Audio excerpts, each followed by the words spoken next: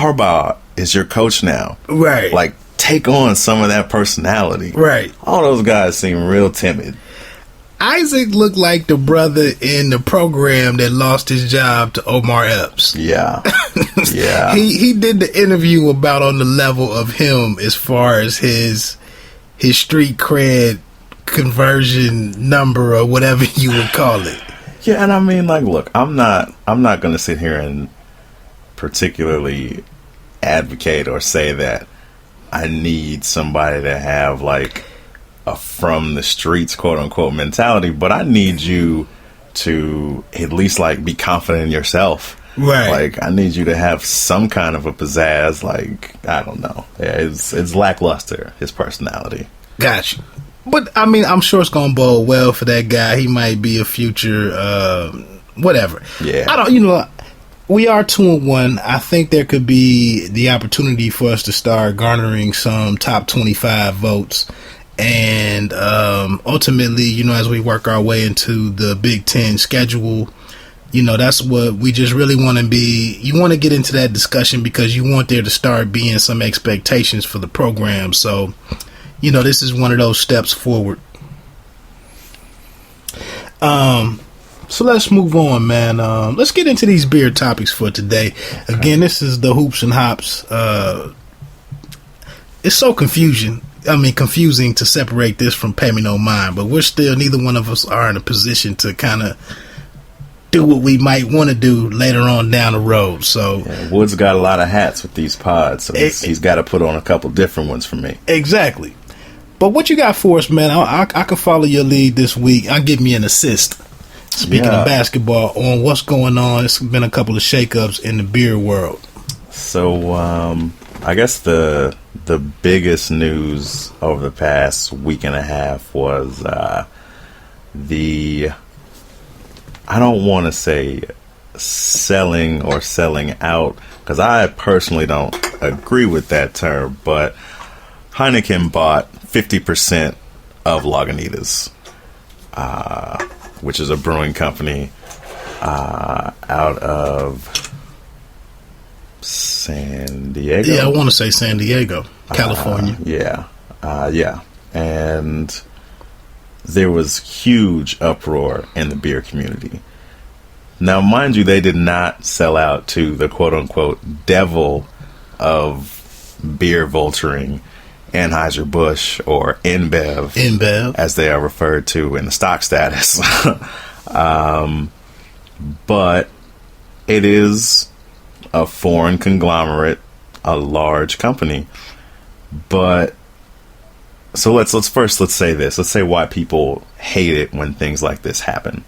The biggest example that we could go over is Goose Island, who was founded in Chicago and Illinois and then purchased by InBev, Anheuser-Busch. That's Belgium, right?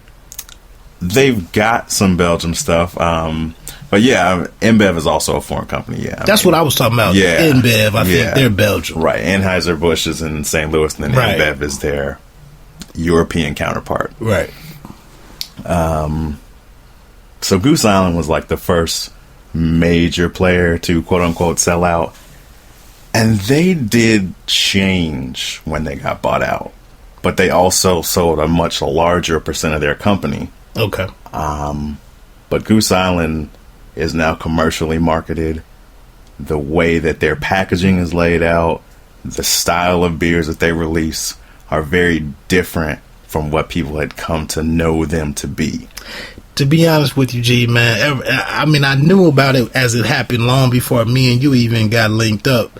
But in the last 3 to 4 months, even as I was looking for something to purchase for the college games yesterday, I walked right past Goose Island, man, and 312 used to be one of my go-to pickups. So, and like you said, just last night, quickly glancing at it as I was getting to what I was getting to, which was an Ohio-based brewery, I looked at the packaging, man, and it just looked like it was too dressed up for me. Yeah, it's... Not to interrupt your whole train of thought. No, that's... Jump in when appropriate. That is why... That's a perfect example of why people are anti this sort of thing. I would like to give a little caveat to Goose Island, though. If any of our listeners are ever in the Chicago area, there's a little offshoot, like a little offsite suburb called Claiborne. That is where Goose Island's now, basically their tap room is at. They've got a main one that is in Chicago, but the Claiborne is like their home base, where they still do small operations. They still do small batches, and they still do some really creative stuff there that people have come to know and love them for. It's just only done there. You can only get it locally in that area. Now, do they have a location right outside in what would kind of be an extension of Wrigleyville? Yeah. Okay. That's where the main brewery is. That's what I thought. It's a brewery and pub, right? Right. And okay. it's a huge facility. There's a restaurant, their brew house, and giant store, like merchandise, beer, all the things you would expect, just on a very large scale, which was in place before they got bought out, I should state. But people just very much look at them as the poster child for sellout right now, and I think everybody assumes that that's what's going to happen. That's not to mention that all the beers that people have really come to know and love from Goose Island, their Bourbon County brands, those are still, that's a proprietary mix. Like, nobody's going to change that. They're not going to do anything different with the releasing of it. It'll still be a sought after beer, and people still buy that, but anything else everybody shuns. Mm-hmm. I would say I was having a discussion in the local spot where I purchase, buy most of my stuff, and I'm actually gonna have a guest on probably in our next show, the beer buyer at that spot. But one of the other gentlemen that worked there was mentioning to me, and why did I just totally forget where I was going with my thought? It was another beer. Oh, Blue Moon. Like, the opposite of Goose Island. They started out kind of commercial, and now they try to market themselves as a craft beer, kind of using the resources that they have from that bigger parent company. And I've just never been a Blue Moon fan. That's absolutely true. Like, they market one-offs. Like, they'll do like a bomber or a 22 ounce, and they'll call it Bourbon Barrel Craft Age Blue Moon, or Bourbon Barrel Harvest Wheat, or whatever they decide to spin on what they normally do. It's not been received well by the general public, but that's the game. And so, to come full circle, I guess, in a sense, with Lagunitas, they are trying to kind of be the best of both worlds. Lagunitas had already ramped up production and created an offsite in Chicago. So they already had a second whole brewing operation, a whole brand new facility that just opened about 2 years ago. And they've got distribution throughout almost all of the U.S. Okay. Them selling half of their company to Heineken is about global distribution. Right. They want to make a larger footprint overseas. And one of their founders actually put out a statement 3 or 4 days ago and actually tried to give some of the reasonings as to why they went with Heineken after turning down InBev. Little known facts about Heineken. The founder's great-great-granddaughter is actually who was in charge of operations now. So it's somebody who's a little bit younger, a little more realistic about what the beer industry is now. And that's why they did not go 100%. She's still giving them full, with 50% of the company, they can still basically have final say. Okay. And she's going to give them the opportunity to market through their European contacts, put everything overseas, and really ramp up distribution here. So you'll start to see Lagunitas in more of your Krogers, your Walmarts. They'll be everywhere. But it's the same product. Right. They're not going to commercialize themselves like Goose Island did, and I don't think there's going to be much of a change. But the craft beer community had a field day. I could imagine. With the opportunity or proposition of Lagunitas selling out. Like, people started saying crazy stuff like, I've never liked them anyway.